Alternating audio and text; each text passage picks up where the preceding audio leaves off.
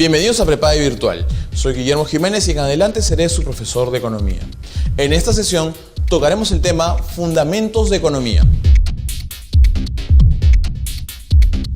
Me complace acompañarlos en el dictado de esta materia, no solo por la importancia e interés que ha captado por muchos de nosotros para entender qué ocasionó la crisis que llevó a grandes potencias a encontrarse en una situación difícil, sino también por el protagonismo tácito que tiene la economía en la toma de decisiones diarias de muchos de nosotros. Como podemos ver, la economía es una ciencia muy versátil y su entendimiento nos permitirá entender mejor el entorno de las empresas y qué variables intervienen en la toma de decisiones dentro de ellas. Como habrán podido ver, hemos comparado el estudio de la economía con una clase de dibujo. Cuando uno dibuja, busca representar la realidad. Antes de que existieran las fotografías, un retrato era la única forma de identificar a un criminal. De la misma forma, la economía se basa en la estructuración de leyes que permitan entender el comportamiento de los agentes. Por agentes, no nos referimos a agentes secretos como el 007, sino más bien a los protagonistas e involucrados dentro de la toma de decisiones en el mercado.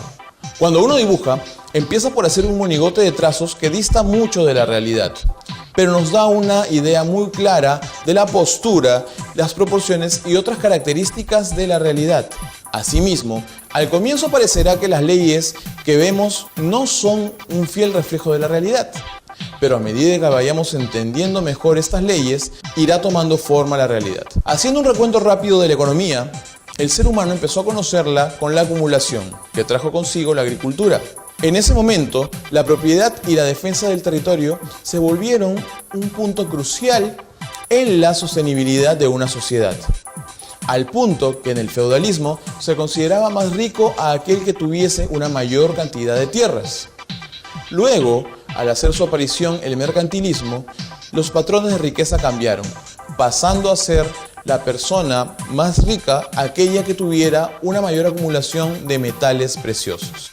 Pronto, los países que no tenían una capacidad acumulativa tan grande como otros se dieron cuenta que podían acceder a estas riquezas. La corona inglesa empezó enviando corsarios para asaltar los barcos que traían metales preciosos de América hasta Europa. Después se dieron cuenta que no era necesario robar para tener acceso a estos metales preciosos. Empezó entonces una carrera sin precedentes para añadir valor a las materias primas, dando lugar a la revolución industrial. Hasta este momento, los reinados podían determinar el valor de las mercancías, pero con la revolución industrial y el dinamismo de los mercados se fue haciendo más personal el valor que podía darse a las diferentes mercaderías, con lo que nace el enfoque marginalista de la economía, que define la economía como la ciencia que se encarga del estudio de la satisfacción de las necesidades humanas mediante bienes que, siendo escasos, tienen usos alternativos, entre los cuales hay que optar,